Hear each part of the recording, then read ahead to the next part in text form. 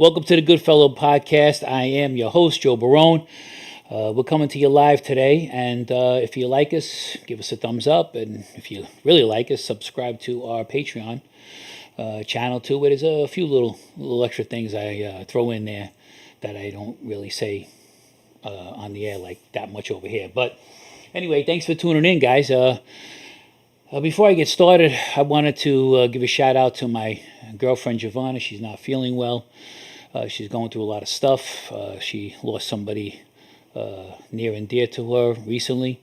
And so I just want to say I love you and I'm here for you, and I hope you feel better soon. Thanks, guys. Also, before I answer a lot of the questions or whatever the case may be, a long time ago, when I first come home from my second bid, I started watching this TV show. It was called Burn Notice. My attorney actually said, watch it. You might like it. And I actually really did. So I had wrote a couple of things down. So I'm not taking credit for anything. I didn't write it myself. In other words, I won't take credit for somebody else's stuff. But it was some things that really I could identify with, and because of my PTSD, and sometimes it's hard for me to elaborate exactly what I want to say. So what I wrote these things down. So I just want to read a couple of things to you and show you kind of stuff what I was kind of going through. Anyway, it says, when you're undercover, your job is to deceive, and loyalty is a strange thing. To live among your enemies, to perform dark deeds for a noble purpose. And it is that purpose that guides you through the darkness. When you lose sight of that, darkness is all you have left. A deep cover job changes you in ways that it's hard to describe. To become another man for months or years, it's impossible to go through and not be affected at the basic level. In many ways, that's the point. Deep cover is only used to go after the hardest of criminals, the ones that can't be approached, the ones that can see through the smooth lie, the ones who know the real thing when they see it. And that's a little bit right there of how it is with me, because you got to remember, you're dealing with people who are, they've had this their whole lives, probably maybe even some of them generational. You can't just walk up to somebody like that and start talking to them and offer them a deal, or even if you're somebody that was known. There are always going to be people who are always out for no good. They don't think anybody's bringing anything good to them. So you gotta really play that part. And to some degree, I have to say, I had no training at all. I just did. To be honest with you, if you guys really want to know the truth, I acted like my father. That was the only real thing that I really had was my father. I was around other wise guys. He would bring me to the club and stuff like this, as I said. But who do you emulate in your life? You always want to be like your father. You always look for their approval, no matter who you are. I don't even care if you don't like your parents. You always want them to be like, wow, you know what I mean? That's my son or my daughter or whatever the case may be. But there's a lot more to these pages, and I don't want to always go into too much, because maybe I'm going to save some of that for my Patreon channel so you could hear some more. What do you think? Yeah, absolutely. If you guys want to hear more of this, check out our Patreon at Goodfellow Podcast. We post on there pretty much once a week. Mm-hmm. Exclusive content that you can't find anywhere else, and stories that Exactly. aren't quite suited for the normal channel, but if you go to the Patreon, you'll find some more exclusive stuff there. Like I said, I don't want to get into wars with anybody. I'm not a keyboard tough guy or whatever the case may be. I'm not looking to do any of that stuff. I'm just here to kind of tell a few stories that I've been through with the FBI, what they really are, and just what happened to me and living a dual life as a spy, a cooperator, however you want to say it. So basically, that's what I came on for, and I like doing this stuff live because you guys I like to talk to people. But also, there's so many other comments that have been made, and I like to clear things up. And some of the questions that people have asked over the last few times that we've been talking and everything, very good questions, and it actually helped me clear a lot of air about some things, like when they talked about Nick Sinison and those guys up in Port Chester and stuff like that. It really helped me to say things that I haven't talked about in, I don't know, 15 years, maybe more. Excuse me. Salute. So do you want to get to those questions now, Joe? Yeah, if you want to start a couple, and if anybody's starting to talk, I'll answer some of those as well too. So we have one question so far. We'll just get that out of the way on the live. And before we do, let me just say this, guys. It's a live Q&A, so anything you want to know from Joe or about that life, go ahead and ask away. We're going to do some comments that have already been on previous videos until we start to get, a little bit of questions coming in the meantime. But send those questions in, guys, and we'll get to them. So, Joe, to start with, we've got from NY1527. Joe, did you know the owner of the mobile gas station on North Ave, almost near Shore Road? Mobile gas station on Shore Road. Near where? On North Ave. North Avenue. In New Rochelle. Probably. It wouldn't surprise me if I did. I don't remember who it is now, but you're going back a lot of years ago. I haven't been in New Rochelle. It's going to be 15 years alone. And then don't forget when I caught my case, so it's been a long time. But yeah, I probably did. Here's a live question from Raymond Nava. What's up, Joe? Do you remember me? I tinted all your cars. Oh yeah, Raymond. Yeah, that's Ramon. right. Yeah, that's it. How you doing, Raymond? Oh man, I'm glad to hear from you. Yeah, you're a good guy, bro. And you did do a good job on my windows on more than one occasion. Thank you. Yeah, and you're a good guy. I remember when we used to go to Al's place over there where you were working, and then remember what's his name had a little Italian restaurant, and I had you eat there with me and stuff. Yeah, I'm glad to hear from you. Hope things are going well for you. Thank you for that.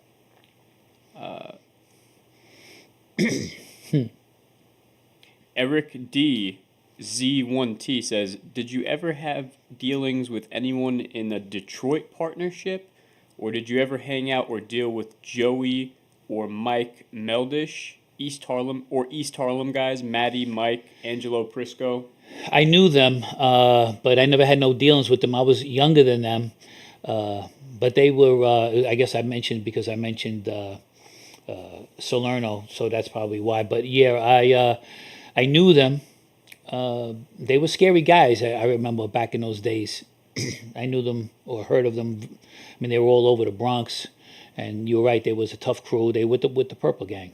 I think recently one of them got killed or something like that in the Bronx. I think I knew the guys who were involved in that too. I think that was Lucchese guys. But yeah, I didn't know them personally, like to say, hey, how you doing or whatever like that. I never got a chance to really meet them in that respect. But thanks for that question. That makes me feel like I'm brought closer to home that way, William Petrocelli says, I was talking to Dom through the podcast. He said he was the way with my cousin, Little Al Greco, it was worded a little poorly here. Okay. He's talking about Little Al Greco, ran into him. I met Joey Merlino. What a character. He knew Little Al, too. So did you know a Little Al Greco? I don't think so. I mean, I could be wrong, because don't forget, sometimes my memory isn't that great. But don't forget, you meet so many people, you can't remember everybody. But I appreciate the question. Yeah, but I don't remember it offhand. Jimmy Boudreau says, what was the biggest job you and Dom... Hold on, I can't see the full question here. What was the biggest job you and Dominic did? Well, there was a couple of them actually, but some actually went to fruition, some didn't. There was the time when we were going to go grab Hippie, as you know, and I was with one of my guys who was real tough in martial arts, and we weren't going to beat him up for nothing, even though I made him carry a gun that day. And then, of course, there was me and Dominic, and then one of Dominic's friends. So that would have been a pretty... that would have been pretty big. But then there was also the time we were going to light the guy on that smacked Dominic's father. Of course, we were going to light him on fire. That would have been pretty big, but thank God that guy never showed up. Yeah, so both of these people didn't show up at the place, and we waited for them like hours. I mean, I was like saying, how long are we going to wait for them? Half hour, an hour? And we were there for hours waiting. Matter of fact, the guys went hippie. There was a pool table in the place, and we were shooting pool waiting for them to come in. And we didn't care who hippie was going to be with either. We didn't care. Then we also went to some place in the Bronx. I forget where it was. It was an Albanian place, but I forget, it's in a bad section of the Bronx. I'm trying to think where the heck it was, but it was a bar and we had to go there. I brought one of my other friends from Rochelle down with me, and I gave him the wires and he started clipping all the machines and everything like this. And so one of the people says, they asked Dominic, who were you? And Dominic says, I'm the new owner. So we were like, I guess, taking over the place. I'm not sure. I didn't ask Dominic too many questions. I just did what he told me, and that was it. And so we went there, all of us, and it was those kind of things. But to be honest with you, Dominic and I, we worked out together. We had a lot of fun together too. So there was other things that Dominic and I talked about. Of course, there was the hit on Mikey Mancuso that I was going to be involved in, and stuff like that. That would have been probably the biggest thing I ever did, even in my life. But to be honest with you, Dominic and I, we really just had a good thing. I mean, he was just I can't even tell you about the places we went to, clubs in New York, and there was things that I was doing that was wrong. I think it was a strip club or some kind of place where the girls dance. Which, as a matter of fact, I saw one of my attorneys from Rochelle there. I said, "Look at this guy. He's over here with these girls and everything." I was really laughing at it. But some girl tried to start a dancing with me, and I was about to dance with her, and Dominic just gave me the look like this, and then I went, "Oh, excuse me, honey." Oh, and that was it. And so I couldn't act like that. It wasn't like a free fall. We were there for some kind of business, and Dominic didn't even tell me. But I had to conduct myself like a gentleman, and I did after when he gave me that look. He probably don't even remember that, but I don't know. This is a live question from Jimmy Boudreau. How many times did the government use you for a case? They actually never used me for one specific case, and that's a good question too. They never actually used me. I was just out in the field, kind of like they kind of gave me, how could I say it, free reign, because I just acted like myself, as opposed to the part I was playing. We kind of named it the Joe Show role. So I just acted like myself in a way, like just to whatever information I got, I gave it to them more or less. You hear things as you go through the circuits, but there was no one specific thing until my second pinch that I took. Then they wanted me to go after the people in the Genovese family and stuff like that. And these guys, I can't tell you how these people, how the FBI are so unprofessional. And what I mean by that is they act like they know what they're doing. But if it wasn't for guys like me or Joe Pistone or like a Greg Scarpa or anything, these guys have no clue what it is to really be around these kinds of people. Because like I told you before, and I always go back to Dominic in a way because I was so close to him, and these guys like that, they handle themselves in such a way that you can't fool them like that. I was able to, be myself, and I think a lot of it was because that's kind of the life I was used to. Because like I said about my dad, but these FBI guys could never do it. They got one guy, Joe Pistone, whoop-de-doo, one agent out of all those years to infiltrate. So, but no, to answer the question again, it was not one particular case. Dennis Brocolo says, Joe, it's Dennis. Remember Frenchies? Yes, I remember Frenchies well. The madam in there loved me. She was, I forget her name now.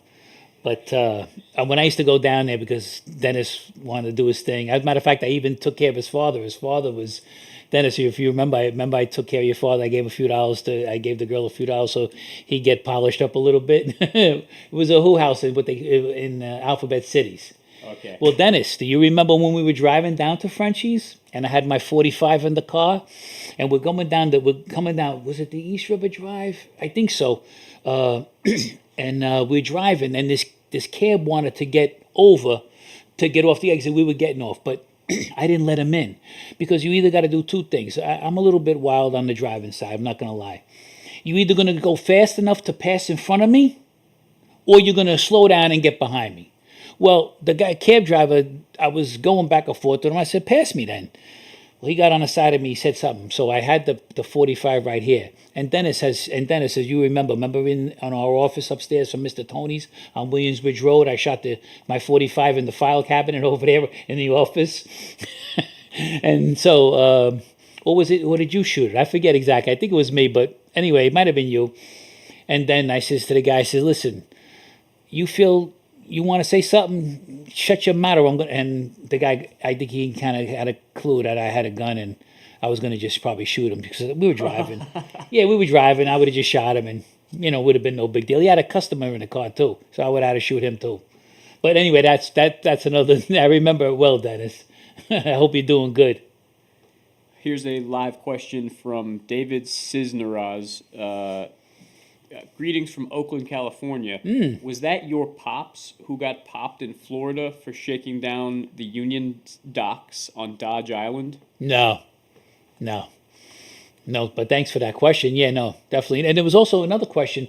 Somebody asked me about George Barone, if I'm related to him. Yeah, that was a comment on a previous video. So I don't know George Barone. I know a lot of people had thought I was related to him, but I'm not. I don't know. Did George Barone? He didn't flip or anything. I don't think. Did he? I'm not sure. I don't remember. But anyway, there's no relation. Anyway, just clear the air on that one. A live question from Jacob Vincent. Hi, Joe. What was your first car? I recently passed my test. Oh, congratulations, buddy. My first car was a 4-door Chevy Impala, piece of junk. I had 4 different tires on it. I couldn't take turns that good. It was wobbling when I was going like this. It was my first car. Then I started getting nicer cars. I finally saved up money. I worked for Gould Buick in Rochelle, and I bought this 2-door Buick Electra, 1982. It was all white with blue crushed velour interior. It had the blue half vinyl blue roof, which I knew the guy at the dealership. He did it for me on the side, and I put the white vinyl on it, so the whole car was white. I put the true spokes on it. The only thing I didn't like about the car, which I didn't know back then, it only had a small 8 in there. I should have got the one with the 350 in it, but then I started getting nicer cars after. And congratulations on passing your test. Bridget Basenberg says, did you know Dennis DeLucia from the Bronx, Colombo Capo? Dennis DeLucia. That sounds very familiar to me. DeLucio, maybe? DeLucia? Dennis DeLuca? No. I knew a Stephen DeLuca who was later on killed. Stephen DeLuca I know. But Dennis, I don't know, not for sure. But thank you for that question as well. Listen, I might even have bumped into him. Who knows? Because I can't remember. It could have been like in a passing. Could have been at a restaurant. I could have been introduced to him one time or another. You don't always know or remember everything like that. You know what I'm saying? I gotcha. But thank you for the question. Viper says, did you remember Dick Gidron Cadillac and the guys hanging around there? Jimmy Skeens, Mo, Eddie Malta, Maxie, and those guys? I remember Gidron. I think he wound up getting in trouble with the IRS or something like that. But Gidron was a good place at time. Gidron was a black guy, I think, to be honest with you, if I'm not mistaken. But I remember the place. I don't know if I remember the guys, but I definitely remember that place. I think one of my ex-girlfriends worked for Dick Gidron back in the days. Bridget Basenberg asks, "Oh, Bridget, yeah. Do you have any Joey Bang Bang stories from Bowat's crew? Any Bowat stories you might have heard?" Bowat stories? I'm not sure what she means by Bowat. Joey Bang Bang Joey Bang Bang. There was a guy, Joey Bang Bang, I was in prison with. They used to call him Joey Bang Bang. We almost got into a fight because he was just asking me too many questions. And all the guys around there, when I was in Otisville, told me, don't take no shit from Joey, you know what I mean? But Joey Bang Bang was a tough guy too, and he was able to shoot. Obviously, he's Joey Bang Bang. They didn't call him that for nothing, you know what I mean? Yeah, I got you. But there were things that, like I said, on this YouTube, I got to be careful also about a lot of stories that I got to be careful of certain things that I say. Because you just never know. I did give a lot of information about myself to the FBI when I first started cooperating, like you do. But, there are still some things I'm going to the grave with, and I'd rather keep it that way. So I hope everybody out there understands. Aaron Borden says, who was Louie and Ernie's pizza parlor around? I don't know who they were around, but Louis and Ernie's. I remember that's the time when the guy hippie bumped into Dominic on purpose, and he was being there or something like that about with Dominic, and Dominic didn't give him a beating right then and there, and that was only because he thought that he was going to be, going against like Vinny. He was trying to walk a straight path because of his position with Vinny, and Vinny told him anything like that happens again, you just take care of it. And then that's when Dominic went okay, and then he got the green light to do whatever he wanted, and that was that. But Louis and Ernie's, I don't know who they were around, but it was a good place to have the pizza in the Bronx over there too. I remember I had my ex-girlfriend used to live upstairs from them in the apartment building on the third floor. But I don't know who they were around. Listen, always remember, guys out there, that there's always somebody around somebody. Somebody knows somebody, cousins, and they got somebody. Everybody's going to be connected in somehow. That's why, and Dominic will tell you this himself too. My friend Dominic, if you guys don't remember who I'm talking about, it's from Mafia Roundtable. Always conduct yourself like a gentleman, because this is easy. The fist is easy to use when you need it. But always, if you conduct yourself like a gentleman, it's almost like if you get pulled over by a cop. There's no need to get nasty with them. We know that most of them are no good, but you act like you talk nice, you do what you got to do, and they can't say nothing to you. Because I got pulled over by Highway 1 in New York, and my friend Al used to work for Highway 1. This guy was a friggin' nasty bastard to me. But I mentioned Al's name, and sure enough, I got out of the ticket, obviously. But if you conduct yourself like that, you'll always be okay. That's my point. And thank you for that question. Dennis Broccolo says... It's Dennis Broccolo. Broccolo. He was my just in case, not to cut you off, he was my co-defendant on my first bid. Oh, really? Yeah, just so everybody knows. Oh, wow. Yeah, he got arrested at a different time. His own brother was supposed to set him up with a wire. I'm sure you remember that as well, Dennis, but I happened to... You were smart enough to see he kind of sniffed it out like there was somebody setting him up. His own brother wore a wire on him. Was going to wear a wire. I'm the one who actually went, and I saw his brother's car, and so that's when I approached you with a wire. That's why on the wire you heard me giving him a beating. But he was going to set Dennis up. Wow. And Dennis got away, but then later on he got arrested for wire fraud and all that shit. I'm sorry, you want to ask the question he said? Yeah, the question he asked was, Joe, remember Michelle's boyfriend? You had to straighten him out after he gave you a hard time? Yeah, Michelle, I think if you're talking about the Michelle that he was our secretary in our business over there, Crystal Commercial Credit Corporation. Michelle was she was a really nice person. I took her shooting with me and everything with guns, but we never fooled around, nothing like that. But her boyfriend was a jerk. Like most of these girls, they go out with so many jerks, I can't believe it. But anyway, I forget exactly what the scenario was, but I remember vaguely that I had to straighten him out, and it worked. Don't forget I was a lot younger there too, you know what I mean? But thanks, Dennis. I'm glad you remembered. Those are good stories. I had a picture of Michelle years ago. I don't even know what the hell happened to it. At our office, as a matter of fact. Oh, and one thing I want to say, somebody had asked me something about Barone in Italy or something like that. I'm still looking for the plaque it describes how Barone's name means Baron. So I didn't forget, but in Italian, non moscorito, but I just it's hard to look through my stuff through the storage, I got so much stuff in storage, so I didn't get the chance to hang it up yet. Dennis also says Rod Marion Buick.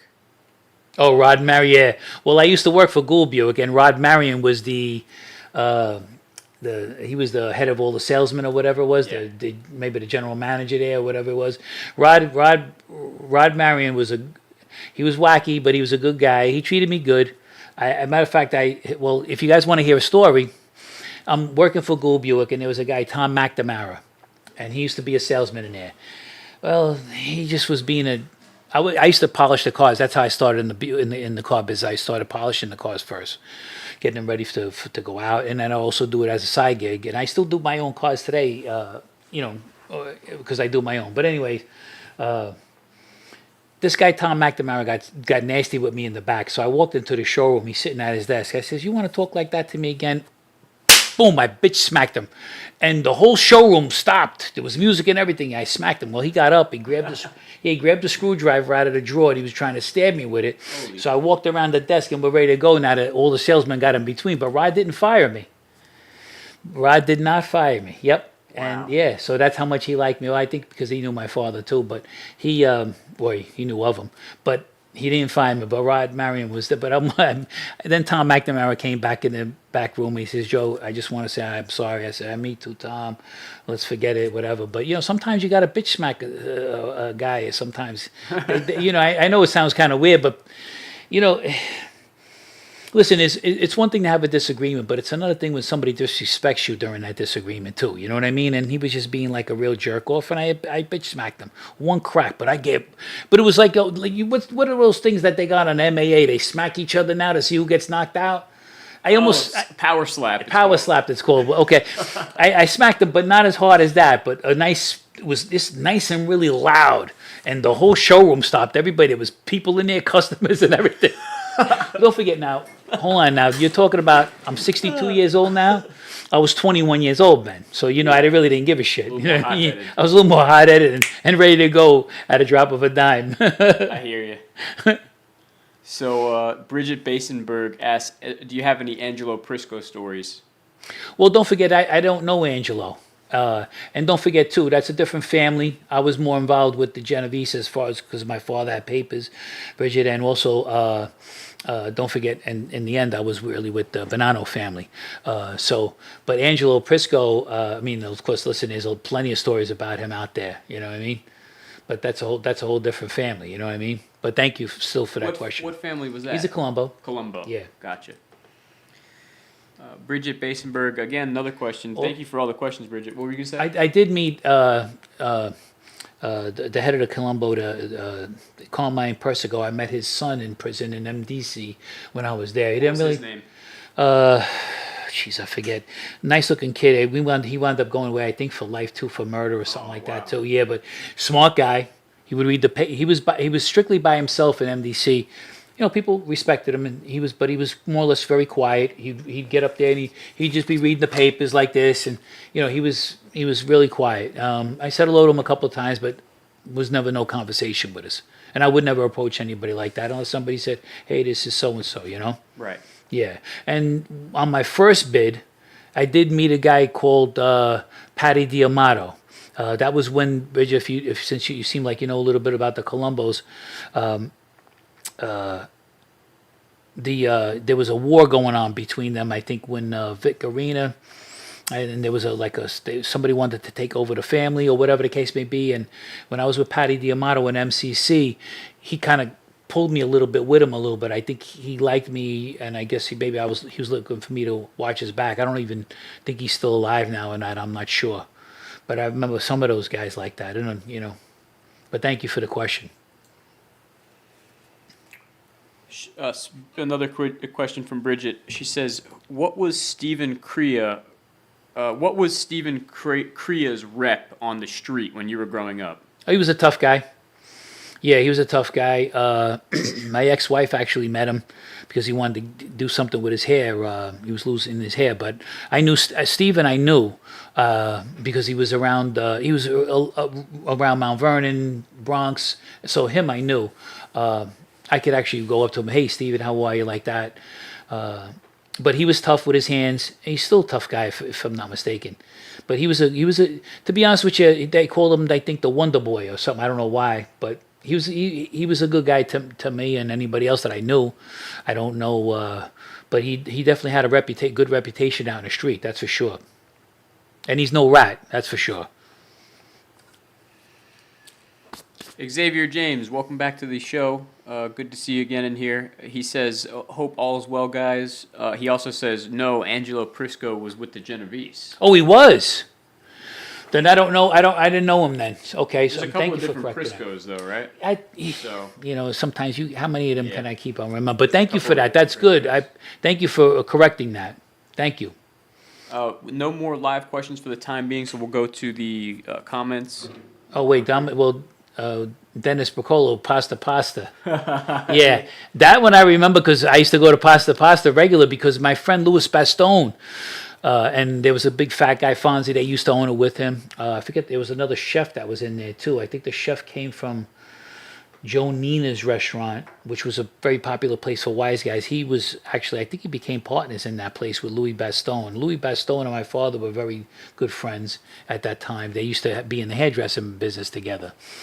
As a matter of fact, Louis' son was a good guy too. One of them, he was a good kid. He used to be in the car business. And I sold my Mercedes to him. Of course, he made a ton of money on me.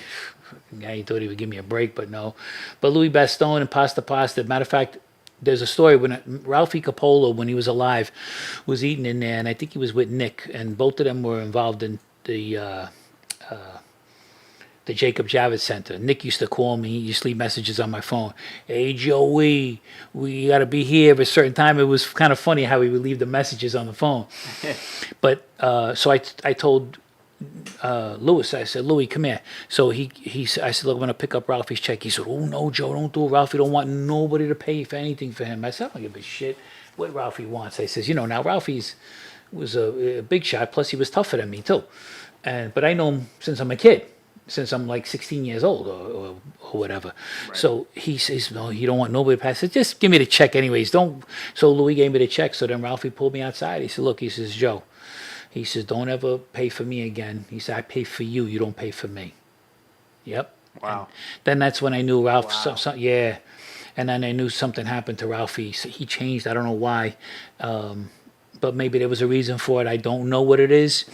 But, I wasn't going to give him a hard time about it. Because I seen Ralphie Coppola when he was younger, when he was really... Ralphie Coppola was a good-looking guy. And... to a lot of people don't realize this, but Ralphie Coppola could have been a professional baseball player. Just like my friend Dominic could have been a professional basketball player. He was that fast on the court. Same thing with Ralphie. He was like I think some talent scout wanted him. Wow. But Ralphie wanted to be a gangster. But he could have been a professional baseball player. Probably would have went far. He was good looking, had a nice physique on him, and he was tough bastard too. Oh yeah, tough. Here's a comment on the last podcast. Did you ever fight Danny Glover from New Rochelle, or was he before your time? Yeah, Danny Glover. Yeah, he's before my time. But there was a lot of movie stars that came out of New Rochelle, believe it or not, and a lot of people who used to move up to New Rochelle that were pretty famous. But no, I did not fight Danny Glover.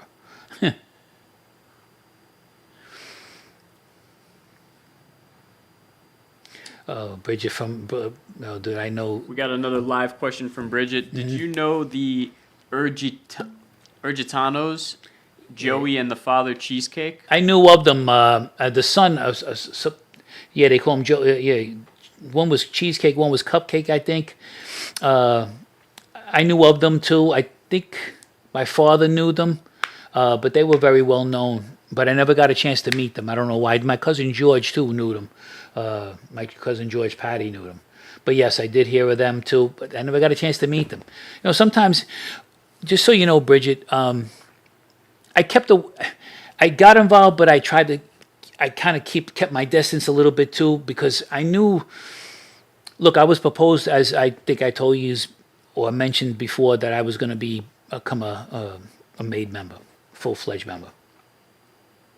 But I knew that if I started really getting so deep into it, I'd have no life of my own, which I kind of didn't really anyway.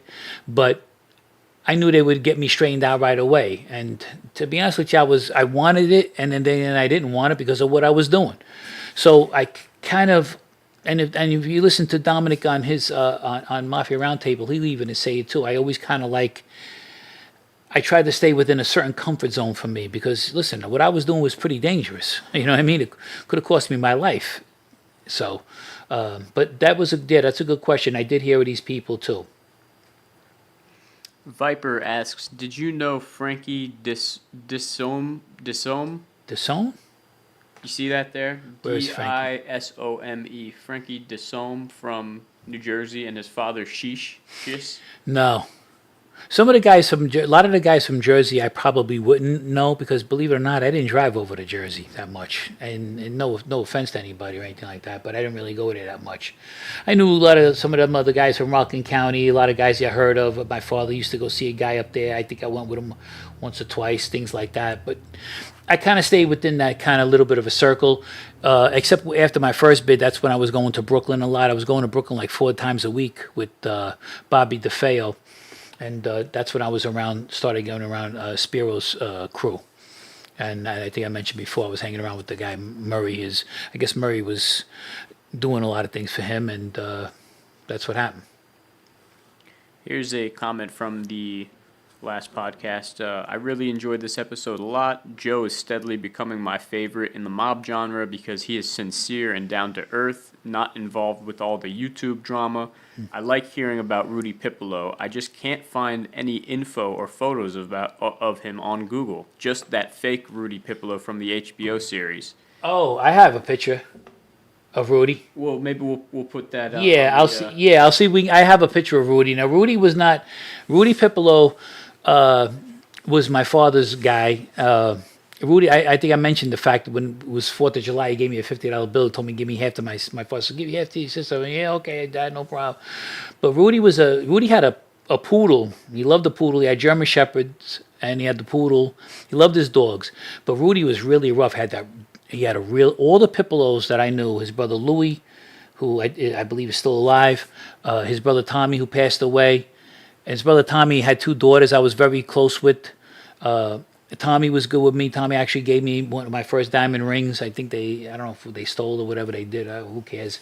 But it was a really nice diamond ring. But Rudy was he was like a bulldog. I mean, he was like wasn't really a good-looking guy. The best-looking guys was Tommy, his brother Tommy, and Louie. They were good-looking guys. Rudy had that kind of like a real bulldog face, and he was like, a lot of people said he was like a real animal. But I mean, he was the type of dude that we used to sit out there. He had a club, and there was a big chair, huge, because this guy Fat Mongo used to sit outside in the front of the club with this chair. Fat Mongo? Fat Mongo, they used to call him. That's a hell of a name. Yeah, that's when I knew all those guys, Fat Gigi and all of these guys. They were all heroin dealers back in them days, because back then heroin was big. Later on, with the Colombians and all that other shit, then it became a lot of cocaine. But don't forget, I was a little kid. I was like maybe 11 years old, like that, 12. But yeah, Rudy Pipolo. There was another guy, Blackie DiNapoli. We were in the joint together, and Blackie was another guy. He was DiNapoli's, and his family was all connected too. Blackie was a really nice guy, funny guy. But I talked to him about Rudy and them when I was away on my first bid. We did a bullet up in Valhalla because the prisons were getting too crowded, the federal prisons, so they rented out a whole floor for the federal people in the state prison. But it was good because then we were starting to get packages in there, which was really cool, you know. But yeah, Rudy Pipolo was a good guy, tough guy. Listen, he's the type of guy that if there was somebody opened up a club or a restaurant and they didn't ask him for permission, he'd be like, who's that? Somebody get the marshmallows out, because the marshmallows went, there's going to be a fire. Yeah, Rudy was a good guy. Yep. Wow. Yeah. And he's somehow related. Believe it or not, the Pipolos, the Sicalis were related too, because Dominic's aunt married Louis Pipolo. So it's kind of funny, right? All that stuff, how close everything is. It's a small world. You got another one up there, and don't forget we got a lot of other questions that people put on our questions too. I want to make sure, guys. I hope you don't mind. I'm doing things live because I do want to answer questions. I do want to put it out there, and like I say, I appreciate the fact that you said about my honesty and stuff like that. I don't need to come on here and blow up something that's not true, and I won't admit to anything that I don't know or anything like that. So that's the reason why I won my court case too, because I was honest at my trial as well. You know, even my attorney was so confident in me, because he said to me, he didn't say, Joe, what are you going to do if the U.S. attorney asks this? Or he never said none of that. All he said was, Joe, just go up there, tell your story, sit in there like you're talking to somebody in your living room. That's why when I was on my trial, I turned and I faced the jury purposely, because I wanted them to. I didn't have these glasses on, obviously, but I wanted them to look in my eyes, because I was not lying, and there's no reason to lie, and nobody knows my story better than me. Jimmy Boudreau says, best restaurant in the old hood. I'm guessing New Rochelle he means. Well, damn, there's so many places now. Then don't forget, places changed. We used to go, when I was a kid, we used to go to this place called Vacaro's, and in up in West End of New Rochelle. They made a marinara pizza, or to most people in America now, marinara. But they made this marinara pizza. We used to, we used to just get that pizza with fresh garlic and just marinara sauce, for anybody who don't want to say marinara. And it was out of this world. We no cheese on it. Just Oh, really? no cheese. Yeah. Straight up sauce? Yep. Wow. Once they closed down, we never went back there. It was called Vacaro's back then. But there was so many other nice places over there. Of course, you could go to Mamaroneck, but there's all different places like that. Shit, one of my favorite places, it wasn't even Italian. I used to go for a hot dog. I used to go to Walter's Hot Dogs in, what is it? I guess you could say it's Mamaroneck because it was Mamaroneck High School was there.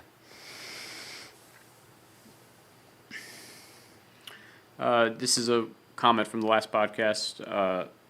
I seen your interview on Prosper. I believe, or I like that you don't get involved with the soap opera that is Mafia YouTube. Just stick with the stories, and you don't swear all the time. I've been trying to cut that out of my vocab myself. Makes you sound unintelligent and no imagination. Thank you. I appreciate that.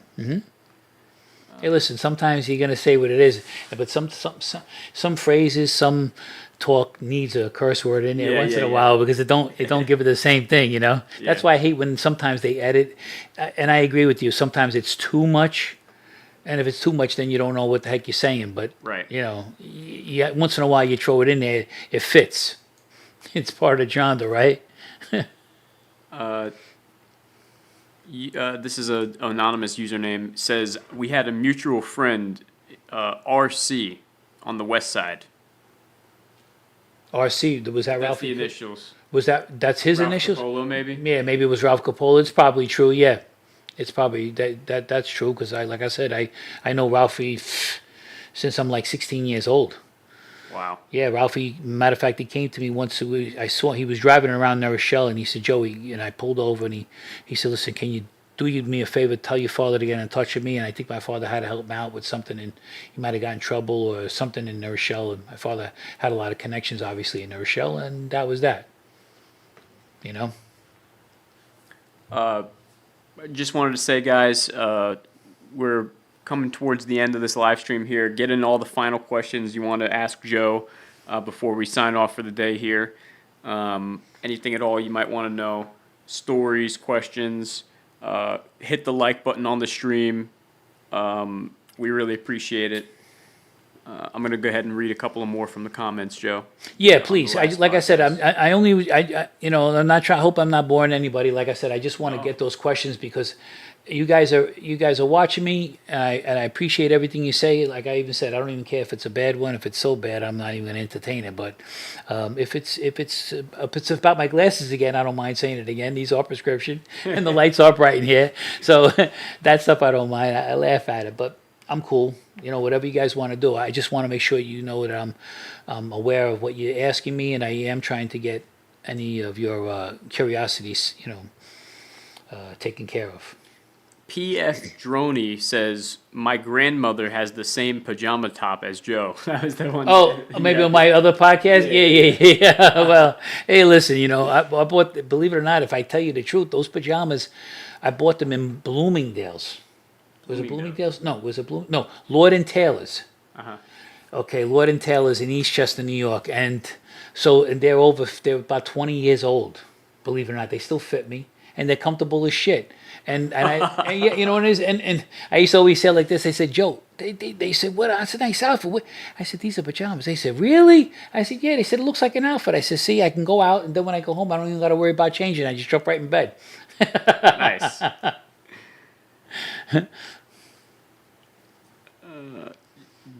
This one's from Dennis Bricolo? He says, Joe, remember Williamsbridge Road? How you put Michelle? Oh, I guess that was the one he commented the same thing. Yeah. Of course, I remember that. Yeah.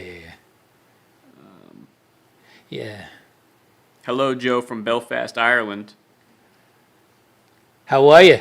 A lot of green over there. Always wanted to go to Ireland. There was a guy that I was in my martial arts class.